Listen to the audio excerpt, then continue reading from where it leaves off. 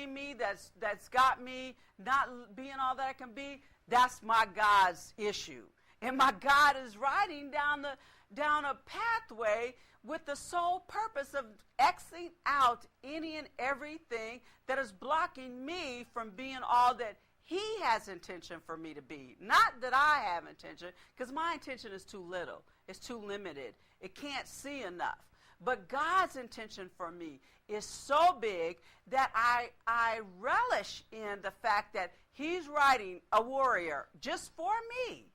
My brother's got a song about that. I'm going to let him talk about that later. But thou shalt not have no other gods before me. Well, I don't need another God. Mine is big. God is indescribable. I don't have words in my existence to describe, in my limited existence to describe all that God is. Thou shalt not make unto thee any graven image or any likeness of anything that is in the heaven above or that is in the earth below. Well, I've not gone to heaven, so I couldn't tell you what's there, and I've not gone below the earth. I don't know what's there. So it makes sense that I wouldn't be able to describe any of those things. Thou shalt not bow down thyself to them, nor serve them, for I, the Lord thy God, am a jealous God. Well, that's fine with me. I'm jealous too. Visiting the iniquity of the fathers upon the children unto the third and fourth generation of them that hate me. You know, again, I'd probably trust a pastor to probably explain that a little more. But we can look back through history and see people who don't believe in God, who don't trust God, who don't serve God, and we don't have to go back far to see what mankind does when he's left up to his own devices. You know, he robs, steals, rapes, maims, and we don't have to go, we can look outside, we can go back generations and see just how damaging mankind can be when he's not trusting God's intention for his life. And showing mercy unto thousands of them that love me, I'm sorry, I'm in the wrong spot. I know I'm not. Sorry about that. And showing mercy unto me, unto the thousands of them that love me and keep thy commandments.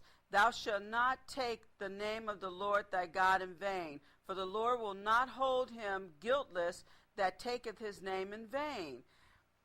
I don't want to do that. I don't need to do that, and I don't encourage people to do that.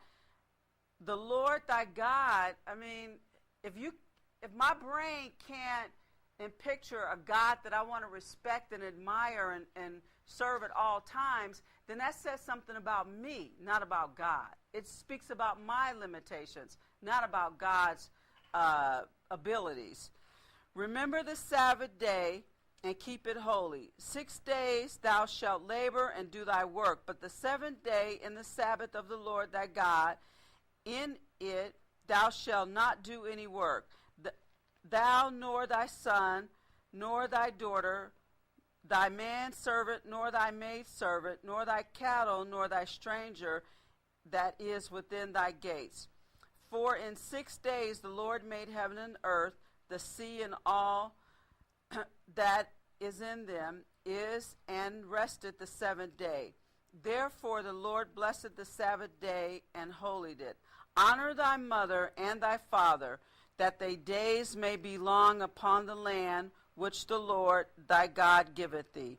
Thou shalt not kill, thou shalt not commit adultery, thou shalt not steal, thou shalt not bear false witnesses against thy neighbor, thou shalt not covet thy neighbor's house, thou shalt not covet thy neighbor's wife, nor his manservant, nor his maidservant, nor his ox, nor his ass, nor anything that is in thy neighbor's. Now, that's not rocket science. You know, that's simply look in the mirror, pay some attention to who you're looking at so you can love yourself and you can take good care of yourself and see every human being as a direct extension of you. I am in the family of mankind. I am interconnected, whether I want to be or not, to every human being that's on the planet. Every human being who's ever been here was interconnected to every human being that was there with them. Only in most cases, we don't know it. We do not realize that we are of the family of mankind. We're all in this thing together. Only when we lie to ourselves and tell ourselves we're not, we cause ourselves a lot of problems. All these things, honor thy mother and father, that thy days may be long upon the land which the Lord thy God giveth thee. All you got to do is talk to somebody who's lost their mother. All you got to do is talk to one person who's lost their mother, and you'll find out how valuable your mother is. And that is, if your mother's human and she's got problems or issues, or she's struggling with her own issues. Even at that, this book says, love and honor thy mother and thy father, so that thy days may be long. I don't want my days to be long if I don't have enough love in it for my own mother and my own father. I don't need the days to be long. If I don't have enough love that I can extend to my own mother, the woman who brought me here, to my own father, the man who God chose to use to bring me here, then, I'm not really having a great life. And I'm not really having a happy life, because I'm not a very happy person if I don't love my own mother and I don't love my own father. Thou shalt not kill. Well, that's a no-brainer. I mean, war doesn't serve anybody. I don't care what the justification is. Anytime any human being is taken away from this planet as a direct result of somebody else's actions, we're all at a loss. Nobody should leave this planet by way of violence.